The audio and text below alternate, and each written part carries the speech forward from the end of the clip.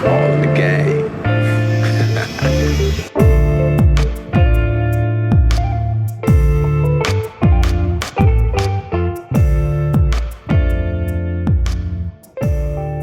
How y'all doing? Big John, welcome back to It's All in the Game.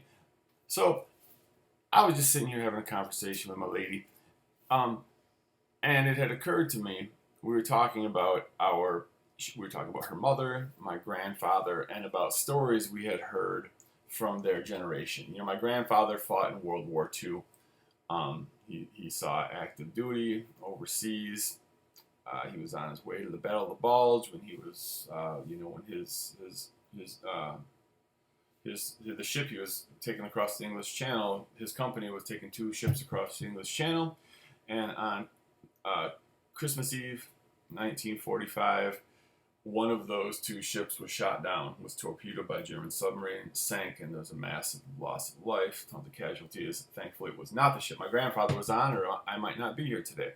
But Jenny and I, my lady and I, were talking about how, now that my grandfather's gone, her mother's gone, there's a lot of stories that we have lost. We were talking about the regrets that we had and having not recorded some of those stories and, made something of them for posterity. And it occurred to me, and I said to her, I thought about this. It didn't occur to me for the first time, but over the years I've thought about this, how having gone to prison and having served in the military or having even been in war are 2 very similar experiences. And it's not something that I really, I said to her, this is something I thought a lot, but it's never really something I want to say publicly. I can't say publicly because, having gone to prison is something that's, shameful and is looked down upon by your average civilian, and having served in the military or gone to war is something that's very honorable and very respected by your average civilian. So making that comparison is something that a lot of people might frown upon. And Jenny said, you should make a video about that. So here I am making a video about that. And it's true. The reason I've made that comparison in my head over the years to myself is basically because what I experienced and what anybody else who has gone to prison experienced is something that, first and foremost, your average person, 99 point something percent of the, average population will never experience and has ideas about in their own head. Okay, so first and foremost, that's one thing. And the same is true for active military service. All right, it's something that we have ideas about, but most people never experience. The second thing that I've always thought was a commonality was that we live with a same group of people who are experiencing that. So we are living within a culture that the only people who know about this culture are people who have experienced it, and we are a very small percentage of the population. So we make close friends and have common bonds with people who have experienced that nobody else can understand. Okay? I can talk about it all day, and I do that. I have a fucking YouTube channel dedicated to doing that.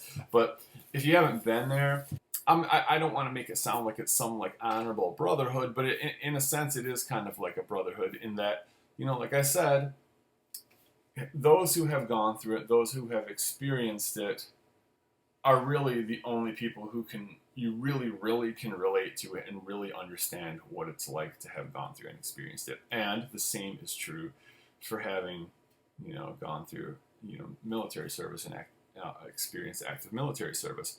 And in doing so, in having had that shared common experience, you develop close friendships, close relationships with other people that, in a lot of instances, you might maintain those friendships the rest of your life, well beyond, your time that you spent in the penitentiary. Additionally, not only are you living with the same group of people and making this, making friendships that might last a lifetime or going through a shared experience, you're kind of isolated among men. It's all dudes. And not to say that, there's obviously not females in the military, but primarily the vast majority of people are men, which is also an experience that is unlike anything else, just living with, the same sex. And that's not anything related to like sexuality or any kind of weird shit like that. I'm not saying that can't relate to sexuality as well. Within the prison system, there is definitely, a high prevalence of, homosexual relationships, of gay relationships. But it's an interesting thing. It's kind of different than in society or in the free world. There's a lot of people have definitely, seen this mindset over and over again. Men who are having relationships with men, definitely having sexual relationships with men, who in no way, shape, or form see themselves as gay, like would literally be ready and willing to fight if you were to, talk about them in those terms. So, that's something that's unique that, I really can't necessarily understand that psychology. You could probably do a whole video, a whole book on that. And I really don't have any experience or any understanding how that works within the military. You hear the jokes about, the sailors out at sea. But that's another aspect of that situation related to the fact that you are living amongst a large group of people that are all of the same gender that you're never going to see in any other part of society. And these thoughts, these comparisons were kind of born, after having a lot of conversations with my grandfather. And my grandfather went to war. He went and fought in World War II when he was a young man. He was a teenager. And, some of the shit he did in war was horrible. He shot a gigantic machine gun. He shot a 50 cal BAR at other human beings. And then those of you who don't know what guns are, a 50 cal will decimate a human body. All right. This is something that he went through with other people of his age. Some of the last experiences I had with my grandfather in the last couple of years of his life, we went to a lot of ball games together. And almost every time we did that, prior to the ball game, we would go visit an old war buddy of his who lived in Detroit. All right. And it's somebody he didn't talk to for a good 50, 60 years, and they connected in the last, 10 years, 15 years of my grandfather's life. And before every Tigers game, we would go meet Howard. And me, Grandpa, and Howard would go out for lunch together at Big Boy. All right. And it was just, to me, it was like mind blowing to see it. But we'd pick up Howard at his house, and we'd drive to Big Boy together.